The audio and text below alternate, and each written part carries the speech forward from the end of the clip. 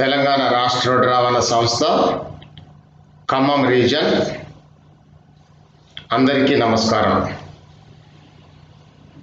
మనం ప్రతిరోజు online YouTube వీడియోల ద్వారా అవగాహన కార్యక్రమాలు నిర్వహించుకుంటున్నాం. ఆన్లైన్ యూట్యూబ్ అవగాహన కార్యక్రమాలలో వివిధ శీర్షికలపైన మనము వివిధ అంశాలను చర్చించుకుంటున్నాము, అవగాహన చేసుకుంటున్నాము. మన దైనందిన జీవితాలలో వ్యక్తిగత, కుటుంబ, వృత్తిపరమైన, సామాజికపరమైన జీవితాలలో వాటిని అన్వయించుకొని మనం ముందుకు కొనసాగుతూ ఉన్నాం. అయితే ఈరోజు భద్రతా సూక్తి శీర్షిక మీద అవగాహన చేసుకునే కార్యక్రమంలో కొత్త అంశాన్ని ఈరోజు మనము తెలుసుకుందాం. భద్రతా సూక్తి డబ్బు శ్రమదానాల కంటే రక్తదానము గొప్పది. డబ్బు శ్రమదానాల కంటే రక్తదానము గొప్పది అనేటువంటి అంశం మీద ఈరోజు మనము అవగాహన చేసుకుందాం. ఈ అంశం మీద ఈరోజు మీరు తెలుసుకోబోతున్నారు. అయితే ఈ అంశాన్ని మనం తెలుసుకునే ముందు భద్రతా సూక్తి మీద మనము గతంలో చేసుకున్నటువంటి వీడియోను ఒకసారి సమీక్షించుకుందాం. గతంలో మనము వాహన శక్తి మరియు ఇంజన్ శక్తి అంశం మీద అవగాహన చేసుకోవడం జరిగింది. వాహన శక్తి అంటే ఏంటి, ఇంజన్ శక్తి అంటే ఏంటి, అవి ఏ విధంగా మనము అర్థం చేసుకోవాలి, ఏ విధంగా మనకు ఉపయోగపడతాయి. ఇంజన్ శక్తి అనేది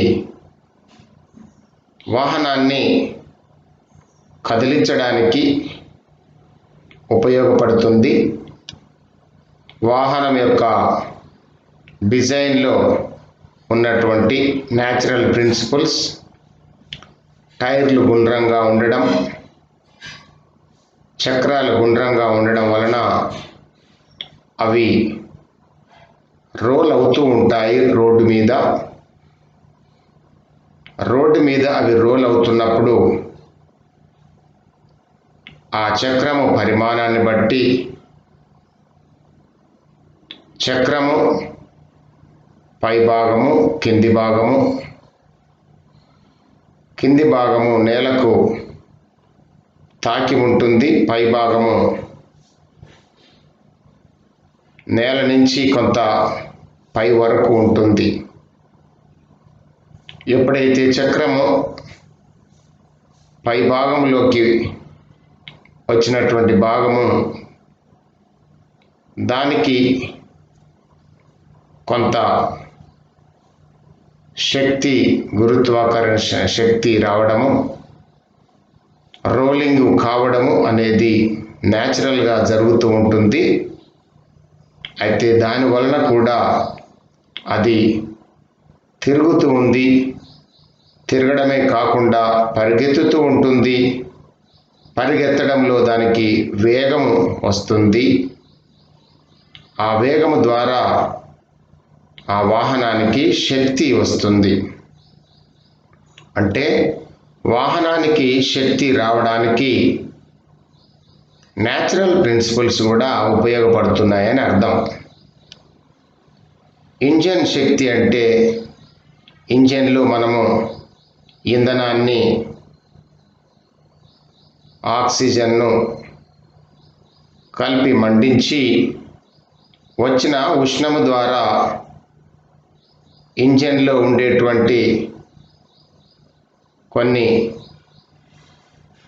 మెకానికల్ పార్ట్స్, కొన్ని షాఫ్ట్ను మనము తిప్పి ఇంజన్లో ఆ ఉష్ణశక్తి ద్వారా షాఫ్ట్ను తిప్పేటువంటి శక్తి తయారయ్యి ఆ షాఫ్ట్ను, క్రాంక్ షాఫ్ట్ను తిరిగే శక్తి వెనక టైర్ల వరకు కూడా అది కనెక్ట్ చేయబడి ఉండడం వలన ఇంజను శక్తి టైర్లకు కూడా అందుతూ ఉంటుంది. అయితే అవి ముందుగా నిలబడి ఉన్నటువంటి వాహనాన్ని కదిలించడానికి ముందుగా ఇంజన్ శక్తిని మనము వాడుతాము. ఆ విధంగా వాహనం ముందుకు పరిగెత్తుతూ ఉంటుంది. ఎప్పుడైతే వాహనము ఎక్కువ వేగాన్ని అందుకున్నప్పుడు దానికి గతిజ శక్తి వస్తుంది. హాఫ్ mv² అనేటువంటి సూత్రం ద్వారా ఆ శక్తిని మనము అంచనా వేయవచ్చు. దానిని గతిజ శక్తి అంటాము. పరిగెత్తడం ద్వారా ఒక వస్తువుకు వచ్చేటువంటి శక్తినే గతిజ శక్తి అని అంటారు. ఆ గతిజ శక్తితోటి అది పరిగెత్తుతుంది. దాన్నే వాహన శక్తి అని మనము, మన వాహనానికి వచ్చిన శక్తి కాబట్టి దాన్ని వాహన శక్తి అని అంటాం. సో ఆ వాహన శక్తిని ఎలా వాడుకోవాలో మనము తెలుసుకున్నాం. వాహన శక్తిని వృధా చేయకుండా వాహన శక్తిని వాడుకొని ఇంజను అవసరమైనప్పుడు మాత్రమే ఇంజన్ శక్తిని వాడుకొని వాహన శక్తి మనకు ఎక్కువగా వచ్చినప్పుడు ఆ వాహన శక్తిని వృధా చేయకుండా జాగ్రత్తగా దానిని నియంత్రించుకుంటూ మనము వాహనాన్ని డ్రైవింగు చేయాలి. సో ఈ సూత్రం అనేది అవగాహన చేసుకొని స్పష్టత కలిగినప్పుడు తప్పకుండా వాహనాన్ని నియంత్రించేటువంటి ఆ పరిజ్ఞానము, జ్ఞానము అది అంత అనుభవంలోకి వస్తుంది. అప్పుడు మనము భద్రతా సూక్తి ద్వారా వాహనాన్ని నడిపి మరి ప్రమాదాలు లేకుండా చేయడానికి ఉపయోగపడతాయి. అయితే ఈరోజు మనము డబ్బు శ్రమదానం కంటే రక్తదానమే గొప్పది అనేటువంటి అంశాన్ని తెలుసుకోబోతున్నారు. అయితే ఈ భద్రతా సూక్తి అనేది రోడ్ల మీద వాహనాలు పరిగెత్తుతున్నప్పుడు, వాహనాలు నడుస్తున్నప్పుడు, వాహనాల ద్వారా రోడ్డు మీద జరిగేటువంటి ప్రమాదాలు పాదచారులు కావచ్చు, ఇతర వాహనదారులు కావచ్చు, బస్సు లోపల ఉన్నటువంటి ప్రయాణికులు కావచ్చు, ఎవరైనా కానీ రోడ్డు మీద పోతున్నటువంటి ప్రజలు వాహనాలకు టెక్నాలజీ తోటి నడుస్తున్నటువంటి ఈ వాహనాలకు మరి బలైపోయేటువంటి అవకాశాలు రోడ్ల మీద మనం చూస్తున్నాం. ప్రాణాలు కోల్పోతున్నటువంటి చూస్తూ ఉన్నాం. అయితే ఈ టెక్నాలజీ వాహనాలు అవి రోడ్డు మీద ప్రయాణించేటువంటి యంత్రాలు, డైనమిక్ మిషన్స్. అది మిషన్స్, వాటిని మనము కంట్రోల్ చేయాలి. వాటిని కంట్రోల్ చేయలేకపోతే అవి మనను మింగేస్తాయి. అదే మనము తెలుసుకోవాల్సినటువంటి భద్రతా సూక్తి, నియమం, జ్ఞానం. అయితే మానవుడికి సామాజిక బాధ్యత, ఇతర మానవుల పట్ల బాధ్యత, సామాజిక బాధ్యత గురించి అవగాహన జరగాలి. మానవుడు సంఘజీవి అని అంటారు. సంఘజీవి అంటే సామూహికంగా కలిసి జీవించేటువంటి జీవి అని అర్థం. సామూహికంగా జీవించడము అన్నప్పుడు తప్పకుండా కొన్ని సంఘ నియమాలు, పద్ధతులు ఉంటాయి. అయితే సామాజిక బాధ్యత అంటే దానికి సంబంధించినటువంటి విశ్లేషణ తెలుసుకోవాలి. మానవుడిగా మనము జీవిస్తున్నప్పుడు మనకు వేరే మానవుడి యొక్క అవసరము ఉంటుంది. మానవుడి యొక్క అవసరాలు ఈ పరిణామ క్రమములో చాలా పెరిగిపోయాయి. కనీస అవసరాలు రోటీ, కపడా ఔర్ మకాన్, ఆహారము, వస్త్రములు, గృహ వసతులు, ఇవన్నీ కనీస అవసరాలుగా మానవుడికి వచ్చాయి. ఆ అవసరాలు మరి తీరడం కోసము వేరే మనిషి యొక్క అవసరము ఉంటుంది. ఎందుకంటే ఆహారం అనేది కొన్ని వేల సంవత్సరాల క్రితము అటవీ సంపదతోటి అడవులలో ఆటవిక జీవితంలో ఉన్నప్పుడు సహజ సిద్ధంగానే ఆహారాన్ని భుజించేవారు.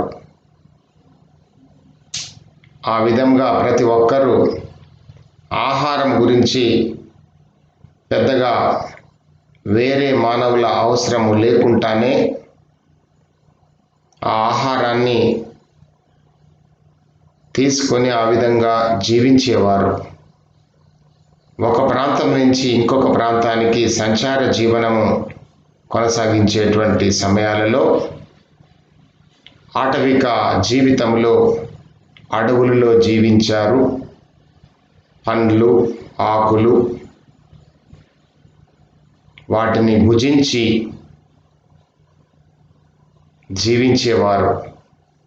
ఆహారము న్యాచురల్గా ప్రకృతి పరంగానే ఆహారాన్ని తీసుకునేవారు. మరి వస్త్రములు ఆకులు, అలములు, వాటితోటే ఉండేటువంటి జీవిత కాలాన్ని వాళ్ళు అనుభవించారు. తర్వాత గృహ వసతి కూడా గుహలలో, పర్వతాల ప్రాంతాలలో, ఆ రాతి గుహలు, వాటిలో జీవించేవారు. అయితే పరిణామంలో కొన్ని జంతువులు, క్రూర జంతువులు, మాంసాహార జంతువులు, అవి మానవుల మీద దాడి చేసి మానవులను భక్షించేవి. అందుకే మానవుడు తమ రక్షణ కోసం జీవన విధానాన్ని మార్చుకోవడం, గుహ జీవితము నుంచి గృహాలు నిర్మించుకునేటువంటి పరిణామం ఏర్పడింది. ఆకులు, అలములు చుట్టుకునేటువంటి ఆలోచన నుంచి వస్త్రాలు నేయడము, వస్త్రాలను ధరించడము చేశారు. ఆహారం కూడా సహజ సిద్ధంగా అడవులలో దొరికేటువంటి ఆ పండ్లు ఆకులు డైరెక్ట్గా తినేటువంటి ఆ పద్ధతి నుంచి ఆహారాన్ని వండుకోవడము, కాల్చుకొని తినడము, ఆ విధంగా మొదలుపెట్టి ఇప్పుడున్నటువంటి నవీన కాలంలో మనము చూస్తున్నాం. మనము ఆహారము, వస్త్రములు, తర్వాత గృహ వసతులు ఇవన్నీ మనకు కనీస అవసరాలుగా మారాయి. అయితే ఆ అవసరాలు తీరడం కోసం మనకు ఇప్పుడు ఆహారం రావాలంటే మన పని మనము ఏదో చేస్తూ ఉన్నాము, కానీ ఆహారానికి సంబంధించిన ఆహారాన్ని సముపార్జించేటువంటి ప్రత్యక్షమైనటువంటి పని మనము చేయడం లేదు. ఎవరు రైతులు ప్రత్యక్షంగా ఆహారాన్ని పండిస్తున్నారు. అది మనకు వివిధ మార్గాల ద్వారా వస్తూ ఉంది. ఆ విధంగా మనము మన అవసరాలు తీర్చుకొని మానవుడిగా జీవించాలంటే మనకు వేరే మానవుడు మన అవసరాలను తీర్చడానికి అవసరం ఉంది. అందుకే మానవుడు సంఘజీవి. సంఘము, సమాజము, సమూహము ఉంటేనే మానవుడు జీవించగలుగుతాడు. అంటే నేను జీవించాలంటే పక్క మానవుడి యొక్క అవసరం నాకు ఎంతో ఉంది. అదే సామాజిక బాధ్యత. అదే సామాజిక బాధ్యతను అవగాహన చేసుకునేటువంటి ఆలోచన, భావం. అయితే మరి ఈ నవీన యుగంలో మానవుడి యొక్క మానసిక పరిణామము ద్వారా సాంకేతిక జ్ఞానము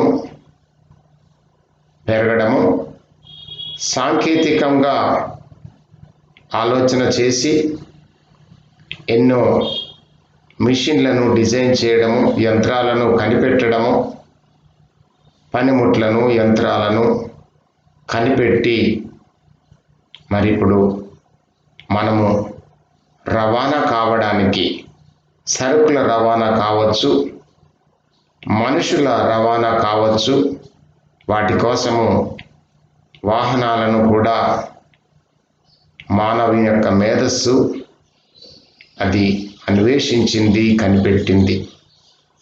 అయితే ఇదంతా మానవ శ్రేయస్సు కోసం, మానవ జాతి శ్రేయస్సు కొరకు వాడుతున్నటువంటి మానవ మేధస్సు ద్వారా వచ్చిన ఈ యంత్రాలు, వాహనాలు అన్నీ కూడా మానవుడికి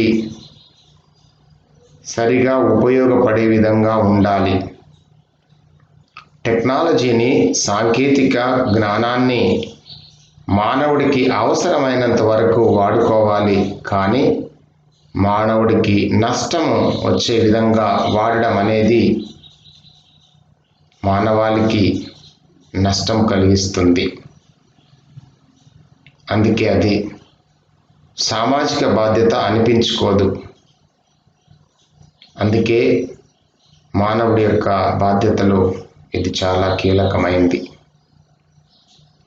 అయితే మరి మానవుడు జీవించడానికి మరి అందరూ ఆహారము సముపార్జించడానికి ఆహారం ప్రత్యక్షంగా మనము తయారు చేయకపోయినా, ఆ పంటలను మనం పండించకపోయినా, మనము చేసేటువంటి పని అనేది వేరే వారికి ఉపయోగపడుతుంది కాబట్టి వేరే వారి ద్వారా మనకు కావలసిన ఆహారం వస్తూ ఉంటుంది. సో దానికి మనము డబ్బు రూపంలో డబ్బు మనము సంపాదించినప్పుడు డబ్బు పెట్టి మనము ఆహారాన్ని కొనుక్కుంటాం. అంటే డబ్బు అనేది ఇక్కడ అవసరం పడింది. మనకు ఆహారం కావాలన్నా, వస్త్రాలు కావాలన్నా, గృహం కావాలన్నా మనకు డబ్బు ఉంటే వాటిని మనము సంపాదించినట్లే.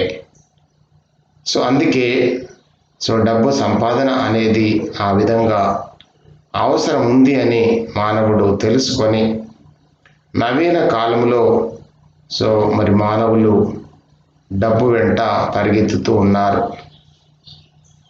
డబ్బు అవసరమే, అవసరాలు తీర్చుకోవడానికి డబ్బు అవసరం. అయితే మనం ఒకసారి ఇప్పుడు జరుగుతున్నటువంటి పరిస్థితులను సూక్ష్మంగా గమనిస్తే రోడ్ల మీద జరుగుతున్నటువంటి ప్రమాదాలలో ఎంతోమంది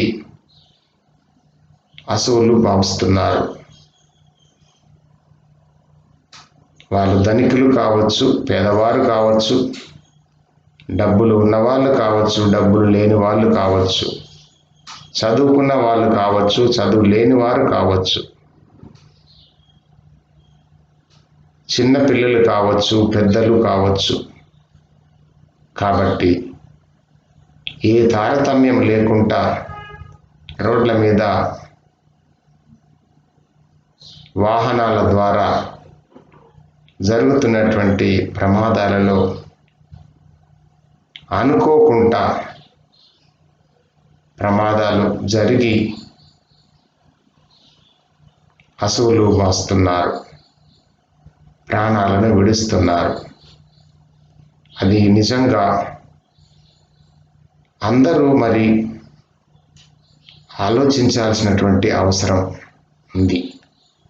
మానవుడి యొక్క మేధస్సు ద్వారా ఉద్భవించినటువంటి ఈ టెక్నాలజీ, సాంకేతిక జ్ఞానము ద్వారా వచ్చినటువంటి ఈ వాహనాలు మానవులకి ఉపయోగపడే విధంగా లేనప్పుడు మళ్ళీ మానవ మేధస్సు ఆలోచించాల్సినటువంటి అవసరం ఎంతైనా ఉంది.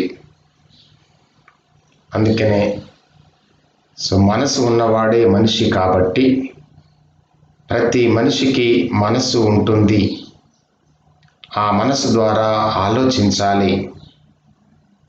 ఆలోచన అనేది పాజిటివ్గా ఉంటుంది, నెగిటివ్గా కూడా ఉంటుంది. పాజిటివ్ అంటే సమాజంలో అందరూ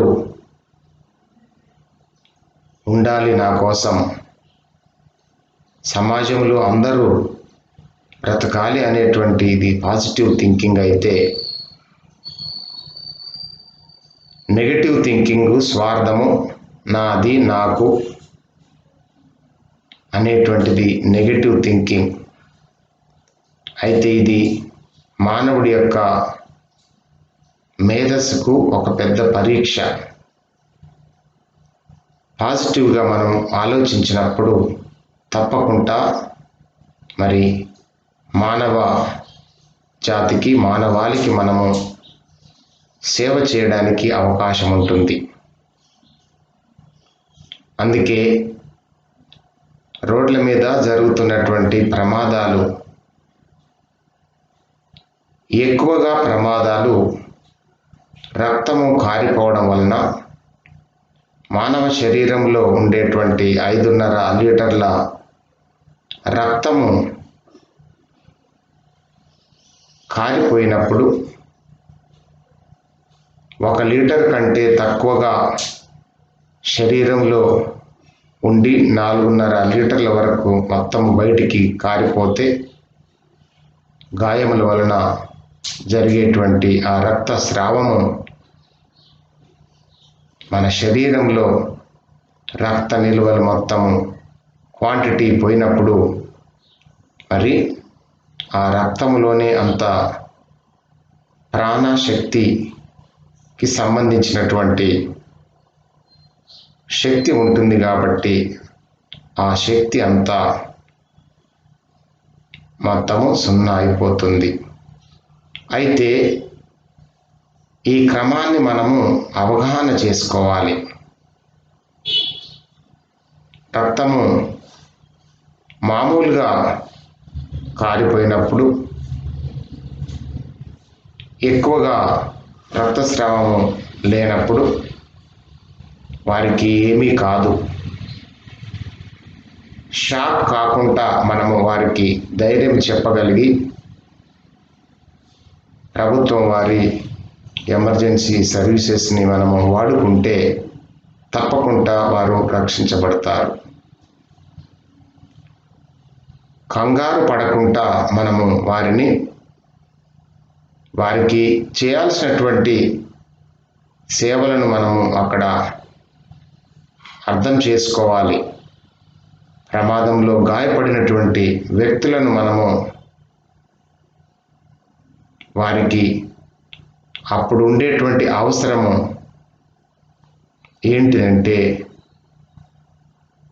ముందుగా మానవ శరీరంలో మెదడు భాగము, తర్వాత వెన్నుబాము చుట్టూ ఉన్నటువంటి మొండెము. ఈ అవయవాలు, ఈ రెండు భాగాలలో మెదడుకు గాయమైతే అది చాలా ప్రమాదము. ఎందుకంటే మెదడులో ఉన్నటువంటి కణాలు, న్యూరాన్స్, అవి ఒకసారి చనిపోతే మళ్ళీ తిరిగి రావు. శరీరంలో ఉండేటువంటి మిగతా ఏ కణాలైనా కానీ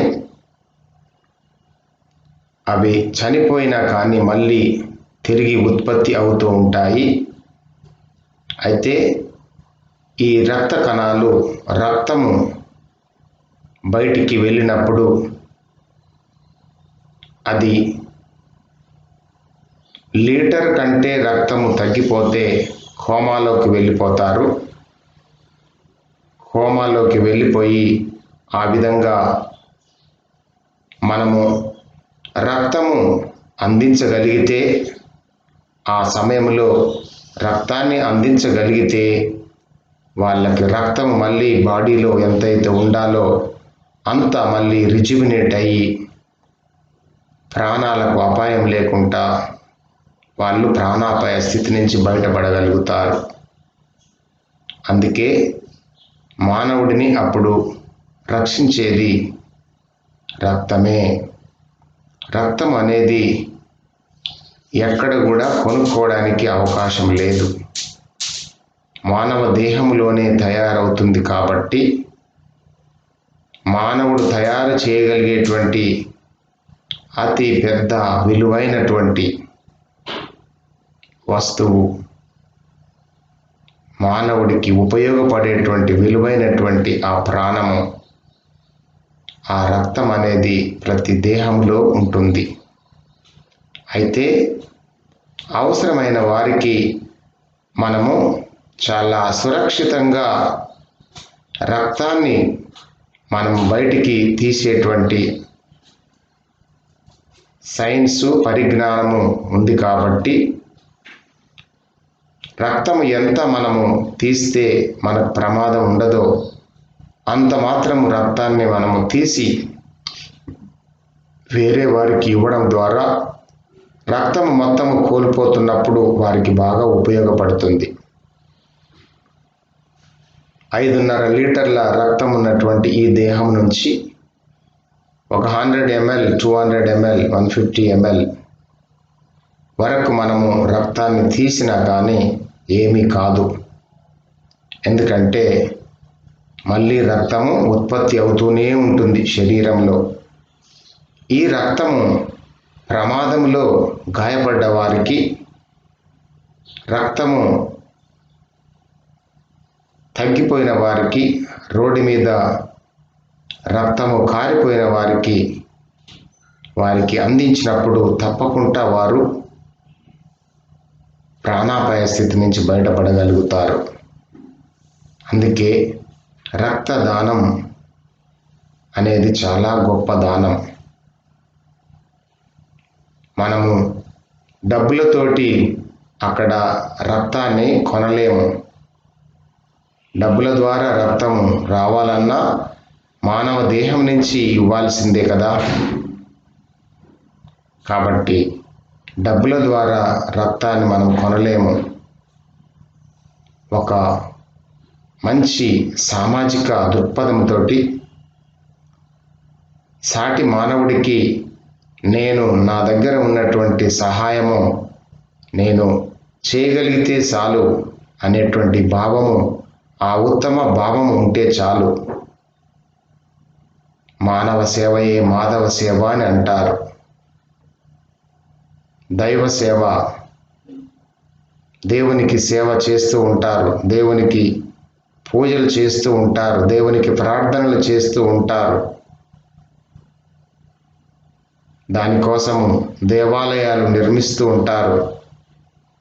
దేవాలయాలు నిర్మించడానికి, దేవుని గురించి, దేవుని సేవ చేయడానికి కూడా, దేవుని యొక్క మందిరము నిర్మించడానికి మరి ఎంతోమంది శ్రమ చేయకపోతే ఆ దేవుని మందిరం తయారు కాదు కదా.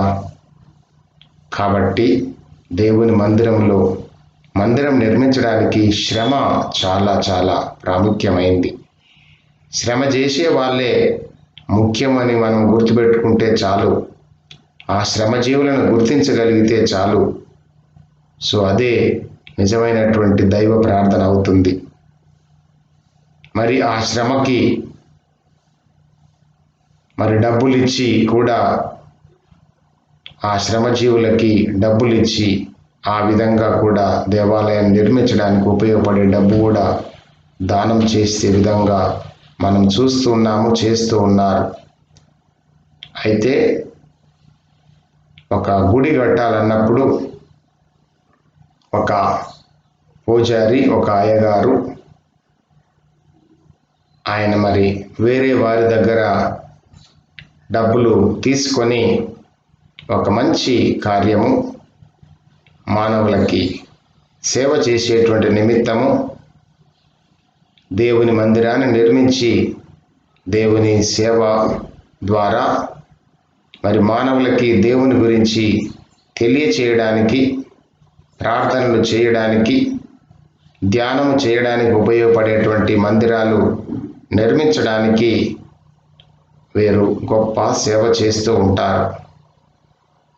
అయితే మరి తన సహాయము తీసుకొని దేవుని మందిరం నిర్మించడం అనేది మరి వారు చేసే గొప్ప సేవ. అయితే తన సహాయం చేసే వారి కంటే కూడా మరి ఆ మందిరం నిర్మించేటప్పుడు ఎంతోమంది శ్రమ చేస్తూ ఉంటారు. వారి యొక్క చెమట ఆ మందిరము కట్టేటప్పుడు బయటికి వస్తూ ఉంటుంది. సో ఆ చెమటను వారు తీసి, ఆ శ్రమ చేసి ఆ మందిరం నిర్మిస్తారు.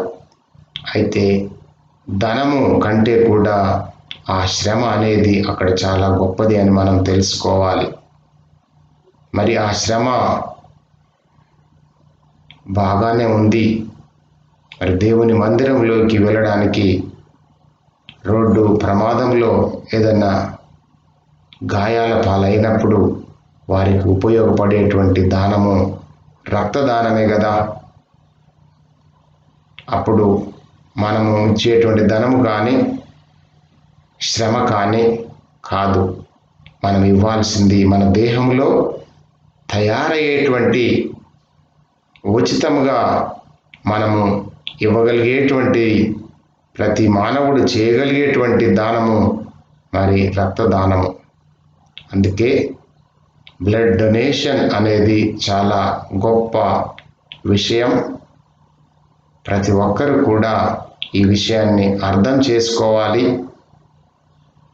సో రక్తదాన శిబిరాలు ఎన్నో పెడుతూ ఉంటారు. ఎన్నో సంస్థలలో ఈ రక్తదాన శిబిరాలు నిర్వహిస్తూ ఉంటారు. తెలంగాణ రాష్ట్ర రోడ్డు సంస్థలో కూడా మరి ప్రతి సంవత్సరము 2 సార్లు ఈ రక్తదాన శిబిరాలు తమ సంస్థ ద్వారా ఉద్యోగస్తులు వారి రక్తాన్ని దానం చేసి మరి గవర్నమెంట్ హాస్పిటల్స్ కానీ, వేరే వాలంటరీ ఆర్గనైజేషన్స్ కానీ, తలసేమియా పేషెంట్లకు ఉపయోగపడే విధంగా కానీ చేస్తూ ఉంటారు. సో ఇది గొప్ప సేవ. గొప్ప మానవ సేవ. అందుకే మనము ఈ భద్రతా సూక్తిని మనము పాటించేటప్పుడు ఈ రక్తదానము అనేది మరి మానవులకి చాలా గొప్ప దానముగా మనము భావించి ఆ విధమైనటువంటి సేవలు చేయడానికి మనము సంసిద్ధముగా ఉన్నప్పుడు తప్పకుండా మరి సుభిక్షమైనటువంటి సమాజము ఏర్పడుతుంది. వాహనాల ద్వారా, టెక్నాలజీ ద్వారా జరుగుతున్నటువంటి ప్రమాదాలకి మనము మానవత్వముతోటి సమాధానము చెప్పడం అనేది అతి గొప్ప విషయం. మానవ మేధస్సు మరి ఎంతో వృద్ధి చెందుతున్నటువంటి ఈ నవీన ఆధునిక కాలంలో మానవ సేవ కరువు కావడం అంటే నిజంగా అది మానవ మేధస్సు అనేది మరి పాజిటివ్ వైపు వెళ్తుందా, నెగటివ్ వైపు వెళ్తుందా అనేటువంటి అనుమానము అందరికీ కలుగుతూనే ఉంటుంది. అందుకని మానవుడి యొక్క మేధస్సు మానవత్వం వైపు పయనించే విధంగా మనసును మనము వాడుకోవాలి. మానవత్వము, మానవ సేవయే మాధవ సేవ అనేటువంటి ఆ గొప్ప నినాదాన్ని మనము తెలియచేయడమే కాకుండా అవగాహన చేసుకొని జీవితానికి అన్వయించుకొని అనుభవాన్ని పొంది ఆ విధంగా మంచి గొప్ప జీవితాన్ని, సంతృప్తికరమైనటువంటి జీవితాన్ని మనము అందుకోవాలి. అలాంటి జీవితం వైపు పయనించడానికి మీ యొక్క ప్రణాళికలు తయారు చేసుకొని మీరు ఆ దిశగా కృషి చేస్తారని మనస్ఫూర్తిగా కోరుకుంటూ సెలవు తీసుకుంటున్నాను. Thank you very much.